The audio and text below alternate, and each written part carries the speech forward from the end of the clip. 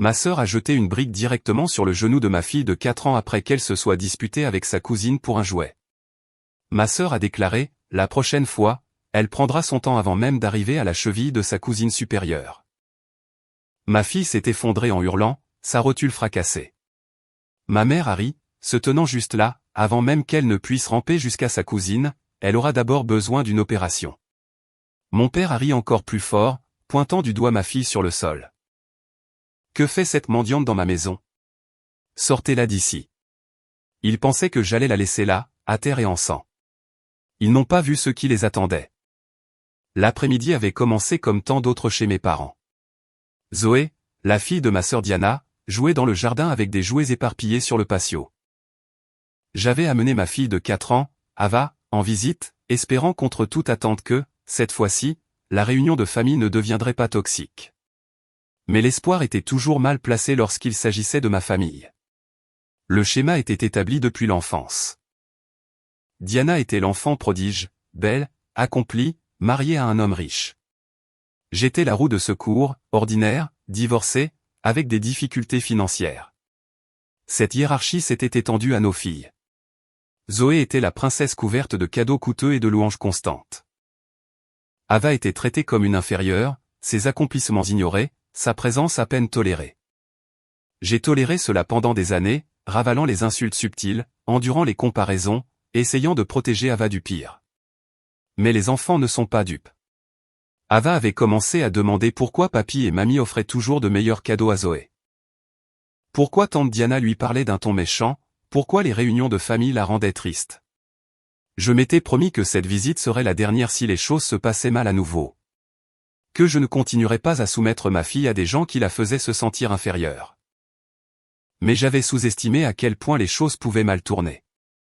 Ava a repéré une poupée parmi les jouets, une magnifique poupée au visage de porcelaine avec une robe rose. Elle la ramassa doucement, l'examinant avec un émerveillement dont seul un enfant de 4 ans est capable. Zoé, qui avait 6 ans et qui avait ignoré cette poupée en particulier pendant les 20 dernières minutes, a soudainement décidé que c'était le seul jouet au monde qui comptait. Elle s'est approchée à grands pas et l'a arraché des mains d'Ava. « C'est à moi » a crié Zoé. La lèvre d'Ava a tremblé. « Mais tu ne jouais pas avec. On peut partager. »« Non, c'est à moi. Tout ici est à moi. » Zoé a serré la poupée de manière possessive. J'allais intervenir pour rediriger Ava vers un autre jouet quand Diana est apparue de l'intérieur de la maison. Elle observait par la fenêtre de la cuisine et son expression était déjà déformée par la colère. « Ava, ai-je commencé, trouvons autre chose. » Diana m'a coupé. « Ta fille doit apprendre à ne pas toucher à ce qui ne lui appartient pas. » Elle a 4 ans. Elle ne faisait que regarder la poupée. Je gérais la situation. La gérer en la laissant prendre les jouets de Zoé. C'est exactement pour ça qu'Ava n'arrivera jamais à la cheville de sa cousine qui lui est supérieure. La voix de Diana dégoulinait de mépris, ce même mépris qu'elle m'avait témoigné toute notre vie, maintenant transféré sur ma fille. Mes parents avaient toujours favorisé Diana. Elle était celle qui avait réussi, mariée à un riche homme d'affaires, vivant dans un manoir, élevant Zoé avec des précepteurs privés et des vêtements de marque. J'étais la déception. Divorcée, travaillant comme enseignante, élevant Ava avec un salaire modeste dans un appartement en location. Mais je n'avais jamais imaginé que cette hiérarchie s'étendrait à nos enfants. Jamais imaginé que ma propre famille serait cruelle envers une enfant de 4 ans simplement parce que sa mère n'était pas riche. Ava avait commencé à pleurer doucement, submergée par le ton dur et le conflit. Elle a tendu la main vers la poupée une fois de plus, non pas pour la prendre, mais juste pour la toucher. Et Zoé a hurlé. Ce qui s'est passé ensuite s'est déroulé si vite que mon cerveau n'a pas pu l'assimiler en temps réel. Diana s'est penchée, a ramassé une brique décorative de la bordure du jardin, et l'a lancée de toutes ses forces directement sur la jambe d'Ava. La brique a heurté le genou de ma fille avec un craquement écœurant. Ava s'est effondrée instantanément, hurlant de douleur. Je me suis précipité vers elle, tombant à genoux près de son petit corps. Son genou enflait déjà, la rotule manifestement endommagée. Le sang fuyait à travers son legging là où la brique avait écorché la peau. Diana se tenait au-dessus de nous, la brique toujours à la main. La prochaine fois, elle prendra son temps avant même d'arriver à la cheville de sa cousine supérieure. Peut-être qu'elle y réfléchira à 2 fois avant de toucher aux affaires de Zoé. Ma mère était sortie pendant l'agitation. Au lieu de s'inquiéter, au lieu d'être horrifiée de voir sa petite fille blessée, elle a ri. Elle a vraiment ri. Avant même qu'elle ne puisse ramper jusqu'à sa cousine, elle aura d'abord besoin d'une opération. Le rire de ma mère était perçant et cruel. Mon père est apparu derrière elle, a observé la scène, et s'est joint au rire. Il a pointé du doigt Ava qui se tordait par terre, hurlant de douleur. « Que fait cette mendiante dans ma maison? Sortez-la d'ici. » Ils riaient tous. Ma sœur, qui venait d'agresser une enfant en bas âge. Ma mère, qui trouvait hilarante une rotule fracassée. Mon père qui traitait ma fille en pleurs de mendiante. Quelque chose en moi est devenu froid et tranchant. Pas une rage brûlante, mais une fureur froide et calculée. J'ai sorti mon téléphone avec des mains tremblantes et j'ai pris une photo d'Ava au sol, de son genou blessé. De Diana tenant toujours la brique. Puis j'ai appelé le 911, les urgences. « Qu'est-ce que tu fais ?» a exigé Diana. « J'appelle une ambulance et la police. Tu viens d'agresser ma fille. Ne sois pas ridicule. Elle va bien. Les enfants se blessent tout le temps. Tu as jeté une brique sur le genou d'une enfant de 4 ans. Ce n'est pas un enfant qui se blesse. C'est une agression avec circonstances aggravantes. » L'opérateur des urgences a répondu. J'ai expliqué la situation clairement. Ma sœur avait jeté une brique sur le genou de ma fille de 4 ans lors d'une dispute pour un jouet. La rotule semblait fracassée. Ma fille souffrait atrocement. Nous avions besoin d'une ambulance et de la police immédiatement. Ma mère a essayé d'attraper le téléphone. Raccroche tout de suite. Tu ne vas pas appeler la police pour ta propre sœur. Je me suis éloigné d'elle, gardant le téléphone collé à mon oreille. L'ambulance arrive. Ne me touchez pas et ne touchez pas à Ava. Diana avait pâli. Tu réagis de manière disproportionnée. C'était un accident. Je t'ai vu ramasser la brique et la jeter sur elle. De multiples témoins t'ont vu le faire. Ce n'est pas un accident. Les hurlements d'Ava s'étaient transformés en sanglots gémissants. Je me suis de nouveau agenouillé près d'elle, murmurant des mots rassurants, n'osant pas bouger sa jambe au cas où la blessure serait pire qu'elle n'y paraissait. L'ambulance est arrivée en moins de 8 minutes. Les ambulanciers ont immédiatement évalué la blessure d'Ava, immobilisé sa jambe, et l'ont préparée pour le transport. L'un d'eux a pris des photos pour leur rapport. L'autre m'a demandé directement ce qui s'était passé. Ma sœur a jeté une brique décorative sur le genou de ma fille. Elle a 4 ans. La brique est là-bas. J'ai pointé l'endroit où Diana l'avait laissé tomber. L'expression de l'ambulancier s'est durcie. C'est une affaire de police. Il devrait être là sous peu. La police est arrivée au moment où il chargeait Ava dans l'ambulance. J'ai accompagné ma fille pendant que des agents restaient sur place pour prendre les dépositions. J'ai donné la mienne par téléphone depuis l'hôpital. Ce dont j'avais été témoin, la séquence exacte des événements, la réaction de ma famille par la suite. À l'hôpital, les radiographies ont confirmé ma pire crainte. La rotule d'Ava était fracturée, une fracture comminutive, ce qui signifie qu'elle s'était brisée en de multiples morceaux. Elle avait besoin d'une intervention chirurgicale immédiate pour réparer les dégâts. Le chirurgien orthopédiste, le docteur Martinez, a expliqué que la blessure correspondait à un traumatisme contondant. A-t-elle été renversée par une voiture, a-t-il demandé doucement. Ma sœur a jeté une brique sur son genou. Son expression est passée d'un mélange de choc à de la colère. Votre sœur a jeté une brique sur une enfant de 4 ans. Exprès. Oui, la police enquête. Ava est entrée au bloc opératoire 3 heures plus tard. Je me suis assise dans la salle d'attente, rejouant l'après-midi dans mon esprit. La cruauté désinvolte de ma sœur, les rires de mes parents, la brique volant dans les airs vers la jambe de ma fille. L'inspectrice Williams est venue à l'hôpital pendant l'opération. Elle a pris ma déposition détaillée, examiné les photos que j'avais prises, et recueilli les dossiers médicaux. Elle a expliqué que Diana avait été arrêtée et inculpée de coups et blessures aggravées sur un enfant et de mise en danger d'enfant. Vos parents étaient présents pendant l'agression, a demandé l'inspectrice Williams. Ma mère est sortie juste après que ce soit arrivé. Elle a ri et a fait une blague sur le fait qu'Ava allait avoir besoin d'une opération. Mon père l'a traitée de mendiante et m'a dit de la sortir de sa maison. Est-ce que l'un d'eux a tenté d'aider ou de porter secours? Non. Ils ont ri pendant que ma fille hurlait de douleur par terre. Cela peut également constituer une mise en danger d'enfant. Je l'inclurai dans mon rapport. L'opération d'Ava a duré 4 heures. Le docteur Martinez a réparé la rotule fracturée avec des broches et des fils chirurgicaux. Elle aurait besoin de mois de physiothérapie. Elle pourrait avoir des problèmes de mobilité permanents. Elle avait définitivement une longue convalescence devant elle. L'avis de Tabi. Ce qui fait vraiment mouche ici, c'est la dynamique de la salle d'audience. Le fait que la défense essaie de détourner cela en jalousie ou en vengeance est crédible, et vos réponses semblent maîtrisées et factuelles plutôt que dramatiques. Des répliques comme « la dent cassée de ma fille n'est pas une invention » tranchent le vif du sujet avec propreté. C'est une écriture percutante car elle s'appuie sur la réalité, et non sur l'exagération. Le témoignage de Grace est sans doute le moment le plus puissant. Un enfant disant quelque chose de simple comme « grand-père m'a donné un coup de poing dans la bouche » a plus de poids que n'importe quel argument d'adulte. Cette retenue donne plus de force aux propos. Là où c'est le plus fort, cependant, c'est dans les retombées émotionnelles. Grace qui se remet, qui sourit encore, qui fait des choses normales d'enfant. Ce contraste compte.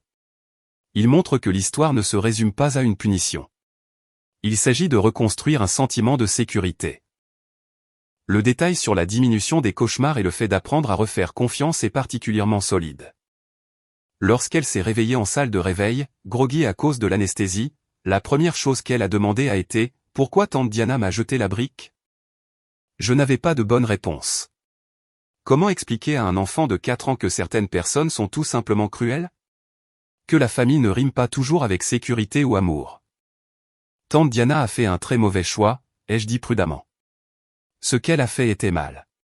Tu n'as rien fait pour mériter d'être blessé. Mon genou me fait mal, a-t-elle gémi. Je sais, mon bébé. Les docteurs l'ont réparé.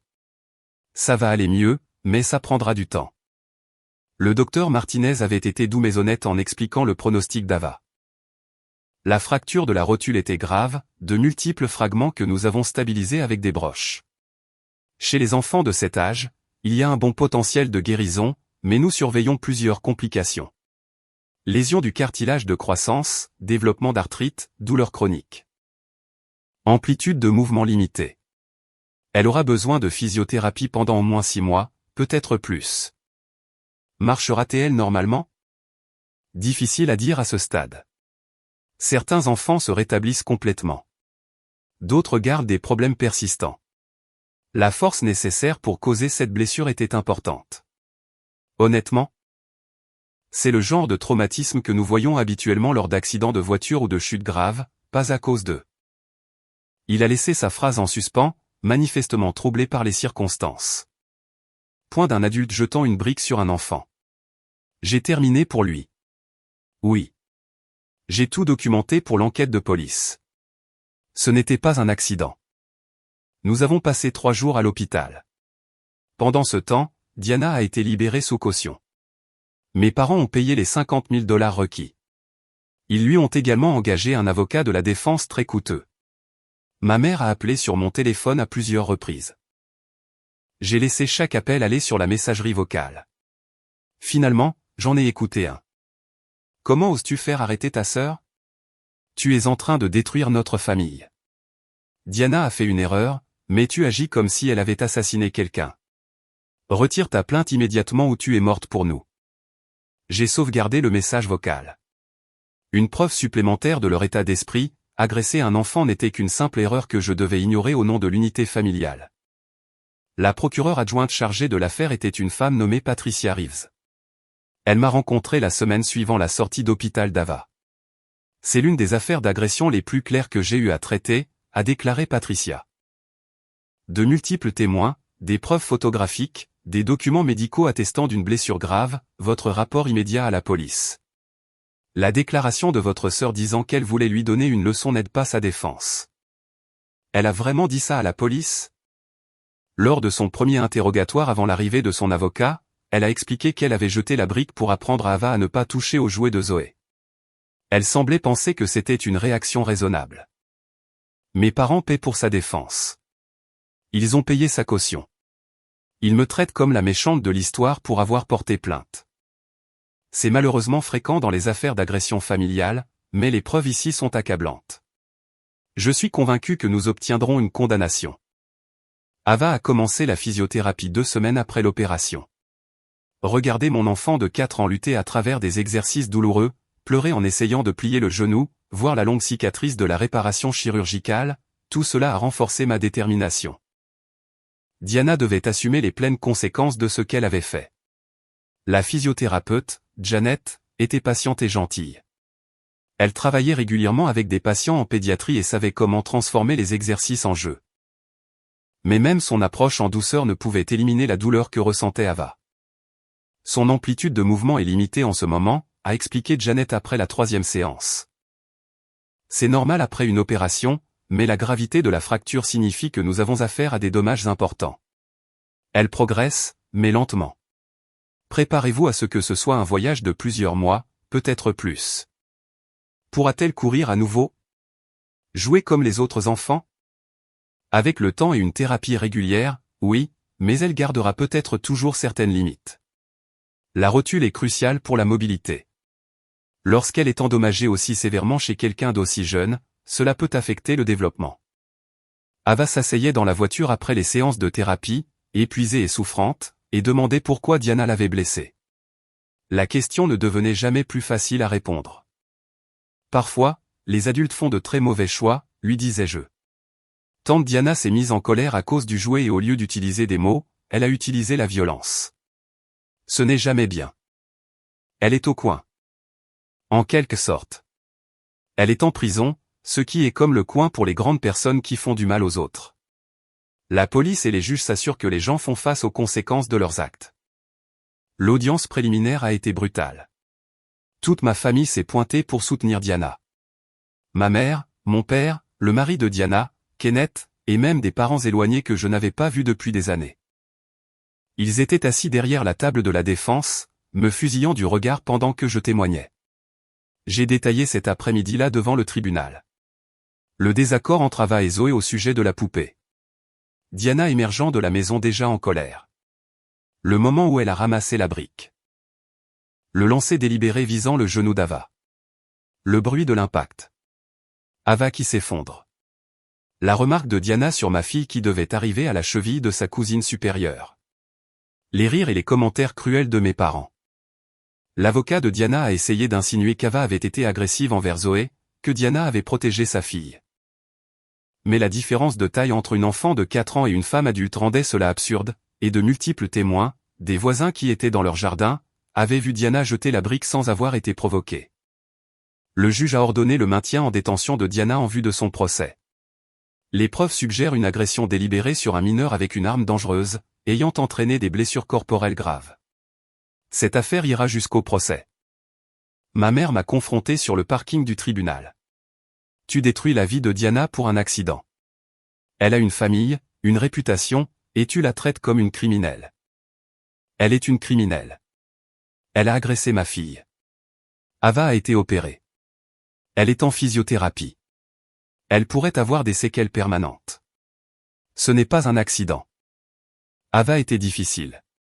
Elle n'arrêtait pas de pleurer pour cette stupide poupée. Elle a 4 ans. Être contrarié pour un jouet est normal. Jeter une brique sur le genou d'un enfant ne l'est pas. Mon père s'est interposé entre nous.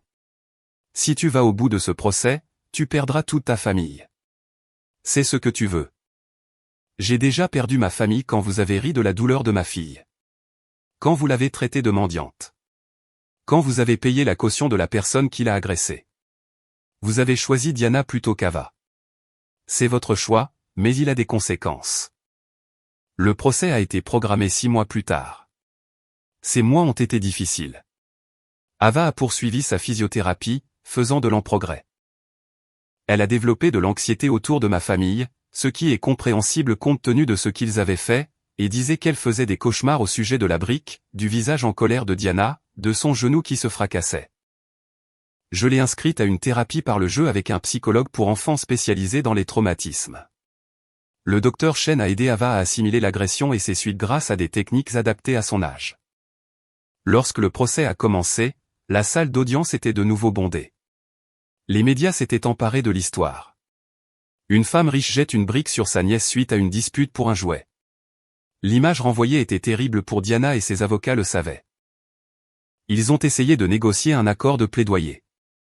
Patricia a proposé de réduire les charges si Diana admettait sa culpabilité et acceptait de suivre des cours de gestion de la colère ainsi que de restituer les frais médicaux. Diana a refusé, insistant sur le fait qu'elle n'avait rien fait de mal. Nous sommes donc allés au procès. Le dossier de l'accusation était accablant.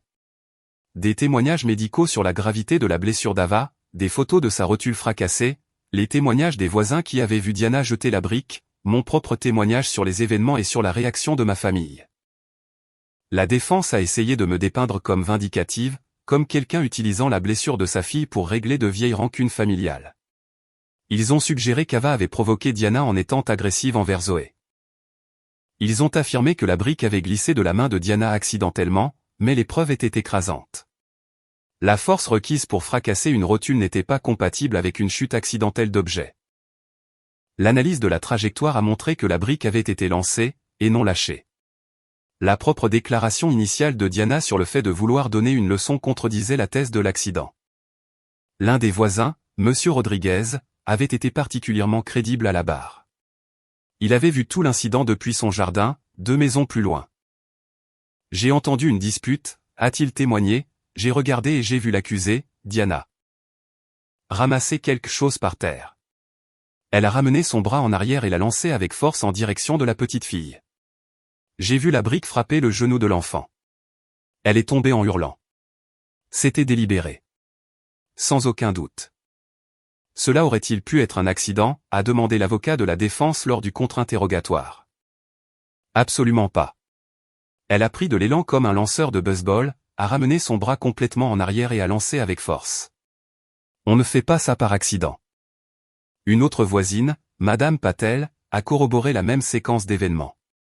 Lorsque la défense a essayé de suggérer que les témoins se trompaient, Patricia a présenté les photos que j'avais prises immédiatement après. Diana tenant toujours la brique, Ava au sol avec son genou enflant déjà. Le témoignage de l'expert médical a été particulièrement accablant. Le docteur Martinez a expliqué avec des détails cliniques ce qu'il faut pour fracturer une rotule en de multiples fragments. Ce niveau de blessure nécessite une force considérable. Dans les cas pédiatriques, nous voyons généralement cela lors de collisions à fort impact ou de traumatismes contondants directs. Le schéma ici est compatible avec le fait d'être frappé par un objet dur lancé avec une force considérable. L'avis de Tabi. Ce qui ressort le plus, c'est la façon dont la blessure est traitée. Une rotule fracassée n'est pas quelque chose dont on se remet rapidement, et tu ne l'as pas traitée comme telle. L'opération, l'incertitude quant à la mobilité à long terme, les mois de physiothérapie, tout cela ancre l'histoire. Cela rend le préjudice réel, et pas seulement un ressort narratif. Le point de vue d'Ava fait aussi beaucoup de travail lourd. Sa question, pourquoi tante Diana m'a jeté la brique, est exactement le genre de chose simple et dévastatrice qu'un enfant dirait. Et ta réponse évite les explications excessives, ce qui est le bon choix. Les enfants n'ont pas besoin d'une philosophie morale complète. Ils ont juste besoin que ce soit clair que ce n'était pas de leur faute. Mon témoignage avait été difficile mais nécessaire. J'ai guidé le jury à travers chaque détail. Ava touchant la poupée. La réaction de Zoé. Diana sortant de la maison déjà en colère. La brique jetée. Le bruit de l'impact. Les cris d'Ava. La phrase de Diana sur le fait d'arriver à la cheville de sa cousine supérieure. Les rires de mes parents et leurs commentaires cruels. Votre mère a ri, a demandé Patricia, en insistant sur ce point pour le jury. Oui. Elle a fait une blague sur le fait qu'Ava aurait besoin d'une opération avant de pouvoir ramper jusqu'à Zoé. Mon père a traité Ava de mendiante et m'a dit de la sortir de sa maison. Ils riaient tous pendant que ma fille de 4 ans hurlait de douleur sur le sol. J'avais observé les visages des jurés pendant ce témoignage. J'avais vu leur choc, leur dégoût, leur colère au nom d'Ava. Le jury a délibéré pendant 3 heures. Coupable. Agression aggravée sur un enfant. Mise en danger d'enfant. Ma mère a hurlé. Diana s'est mise à pleurer. Kenneth avait l'air abasourdi. Mon père s'est assis, le visage dans les mains. La condamnation est tombée 2 semaines plus tard. Le juge était lui-même grand-père, et son dégoût envers les actes de Diana était évident. Vous avez jeté une brique sur une enfant de 4 ans parce qu'elle a touché un jouet. Vous lui avez causé une blessure grave nécessitant une intervention chirurgicale et des mois de rééducation. Vous n'avez montré aucun remords, aucune responsabilité. Au lieu de cela, vous avez blâmé la victime. Une enfant d'âge préscolaire, pour votre propre explosion de violence. Il a condamné Diana à 5 ans de prison avec possibilité de libération conditionnelle après 3 ans. Des cours obligatoires de gestion de la colère. Une ordonnance restrictive permanente interdisant tout contact avec Ava. Le remboursement de tous les frais médicaux. Diana a été placée en détention immédiatement. Alors qu'on l'emmenait menottée, elle m'a regardé avec une haine pure. J'ai également intenté un procès civil contre Diana et mes parents pour les frais médicaux, les coûts des traitements futurs, la douleur et la souffrance, et la détresse émotionnelle. Le procès pour cette affaire a été plus rapide. La condamnation au pénal a rendu la responsabilité évidente. Le jury nous a accordé 375 000 $. Le manoir de Diana a été mis en vente pour satisfaire une partie du jugement. Mes parents ont contribué pour le reste à partir de leur compte de retraite. Kenneth a divorcé de Diana pendant qu'elle était en prison, invoquant l'agression et son impact sur leur vie. Ava a 7 ans maintenant. Elle marche avec un léger boitement qui, selon les médecins, persistera probablement. Son genou la fait souffrir quand il pleut. Elle a une cicatrice visible de l'opération, mais elle est en vie, elle guérit, et elle est remarquablement résiliente. Elle m'a demandé récemment pourquoi tante Diana avait jeté la brique. Pas pour la première fois, mais avec plus de maturité désormais, voulant comprendre plutôt que simplement assimiler. Tante Diana croyait que certaines personnes sont meilleures que d'autres. Que Zoé était supérieure à cause de l'argent et du statut. Quand tu as touché quelque chose qu'elle pensait appartenir à Zoé, elle s'est mise en colère et est devenue violente. Mais on est pareil. Juste des enfants. Exactement. Vous êtes toutes les deux juste des enfants. Mais tante Diana n'a pas pu voir ça. Elle pensait que sa fille valait plus que toi. C'est méchant. Oui. Et mal. C'est pour ça qu'elle est allée en prison. Ava participe maintenant à des sports adaptés. Des programmes conçus pour les enfants souffrant de problèmes de mobilité ou de blessures chroniques. Elle a découvert qu'elle était douée pour la natation, où son genou ne la limite pas autant. Elle s'est fait des amis avec d'autres enfants qui comprennent ce que c'est d'avoir des limites physiques. Son entraîneur de natation m'a prise à part récemment. Ava travaille plus dur que quiconque dans l'équipe. Je ne connais pas toute son histoire, mais elle a une détermination incroyable.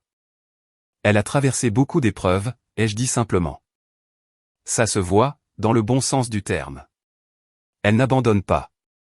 Quand son genou lui fait mal, elle passe outre. Quand d'autres enfants se plaignent de l'entraînement, elle leur rappelle qu'ils ont de la chance de pouvoir nager. Elle est spéciale. Cette détermination est née du fait d'avoir survécu à un traumatisme qui aurait dû la briser. D'avoir subi une opération à l'âge de 4 ans. Des mois de physiothérapie douloureuse. D'avoir appris très tôt que le monde n'était pas toujours juste ou sûr, mais qu'elle était assez forte pour continuer malgré tout. Diana a purgé 3 ans avant d'être libérée sur parole. J'ai appris par des parents éloignés qu'elle travaille dans la vente au détail maintenant. Son ancienne vie de luxe a disparu. Zoé vit avec Kenneth et sa nouvelle femme, rendant visite à Diana de temps en temps sous conditions de surveillance. Mes parents ont perdu leur cercle social lorsque les détails de l'affaire ont été rendus publics. Les gens étaient horrifiés de savoir qu'ils avaient ri d'un enfant blessé, payé la caution de la personne qui l'avait agressé, et lutté contre la justice. Ils vivent dans une maison plus petite maintenant, une grande partie de leur retraite ayant été dépensée en frais de justice et pour le jugement civil. Ils ne se sont jamais excusés, n'ont jamais reconnu que leur réaction avait été monstrueuse, n'ont jamais demandé à voir Ava ou à faire amende honorable. Et je ne les ai jamais contactés. Ava mérite de grandir sans des personnes dans sa vie qui pensent qu'elle est inférieure, qui rient de sa douleur, qui la traitent de mendiante. Le règlement civil a payé pour ses soins médicaux et financera ses études universitaires. C'est plus que ce que mes parents ne m'ont jamais donné et infiniment plus que ce qu'ils auraient fourni de leur plein gré. J'ai tout gardé de cette journée. Les photos que j'ai prises d'Ava sur le sol, de son genou fracassé, de Diana tenant la brique, les dossiers médicaux de son opération, les transcriptions du tribunal, les messages vocaux de ma mère me menaçant de retirer ma plainte. Quand Ava sera plus grande, peut-être quand elle sera adolescente, peut-être quand elle sera adulte, je lui donnerai accès à tout cela. Non pas pour la traumatiser, mais pour lui montrer qu'elle valait la peine de se battre. Que lorsque des gens lui ont fait du mal, il y a eu des conséquences. Que sa mère a choisi sa sécurité plutôt que la loyauté familiale et ferait ce choix à nouveau sans hésitation. Elle comprendra pourquoi elle n'a aucune relation avec tante Diana, grand-mère ou grand-père. Non pas à cause d'un vague conflit familial, mais parce qu'ils ont démontré par leurs actions qu'ils la considéraient comme inférieure et jetable. Le règlement civil a changé nos vies. Pas de façon spectaculaire.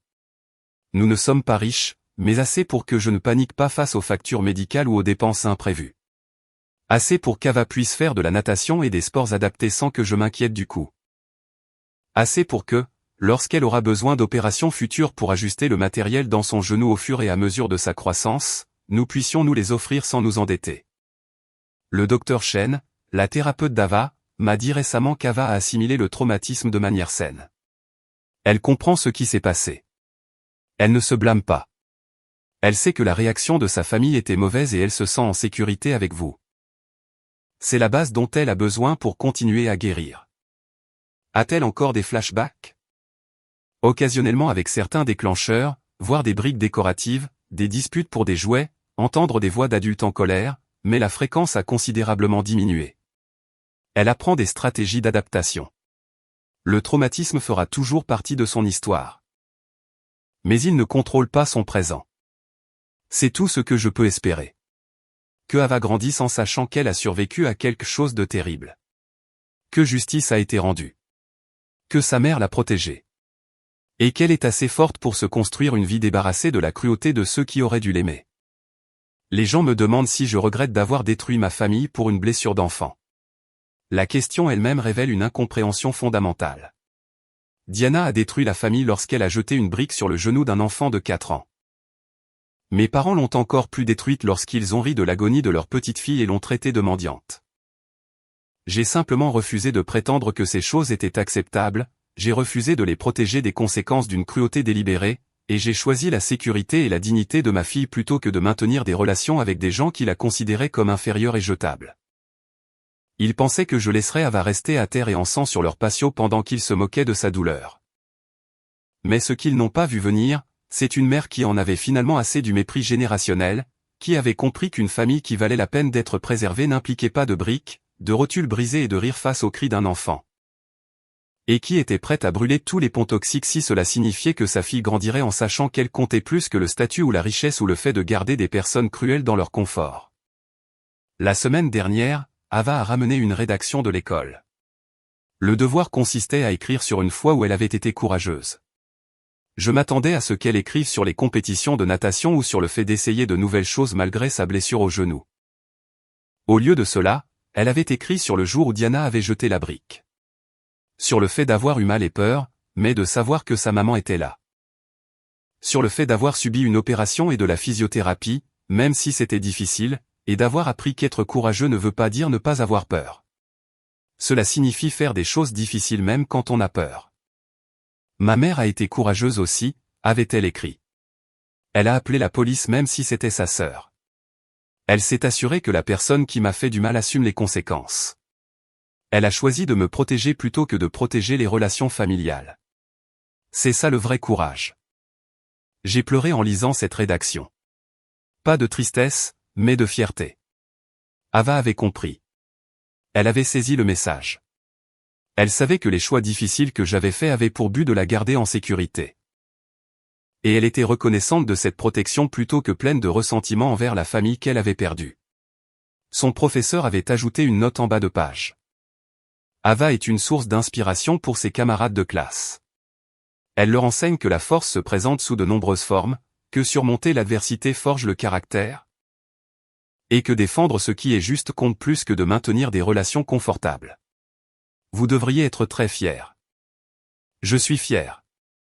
Fier de la résilience d'Ava. Fier de ma décision de demander justice plutôt que de protéger Diana des conséquences.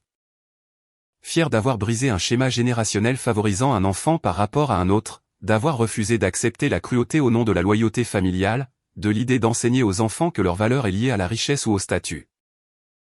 Ava grandira en sachant qu'elle a de la valeur pour ce qu'elle est, non pas pour ce qu'elle a.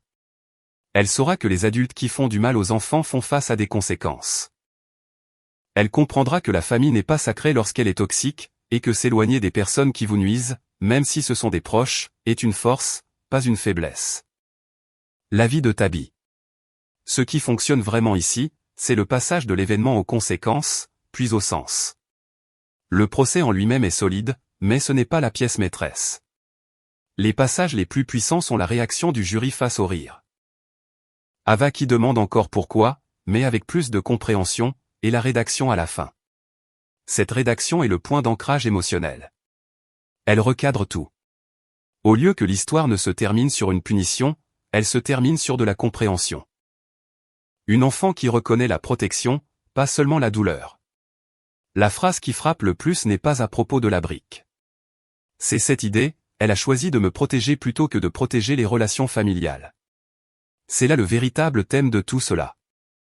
Tu as également bien géré les effets à long terme. Le boitement ne disparaît pas par magie.